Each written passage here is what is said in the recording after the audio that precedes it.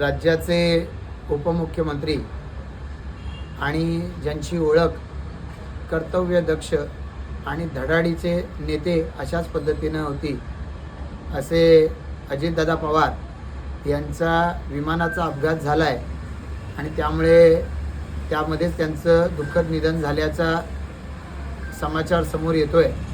खरं तर हे सगळ्यांसाठीच धक्कादायक अशा पद्धतीचं वृत्त आहे.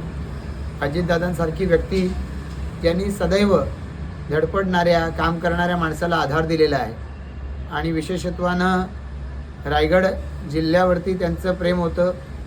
रायगड जिल्ह्यामध्ये ज्या पद्धतीनं अनेक विकास कामांना त्यांनी पाठबळ दिलं ते पाहता संपूर्ण जिल्ह्यातला प्रत्येक राजकीय कार्यकर्ता, सामाजिक कार्यकर्ता आज हळहळत असणार आहे. आज हे वृत्त ऐकल्यानंतर अनेकांना शोक अनावर झाला आहे. अनेक कार्यकर्ते हे धक्का बसलेला आहे त्यांना आणि त्यामुळे या बातमीनंच जणू काही सगळेजण सुन्न झालेले आहेत.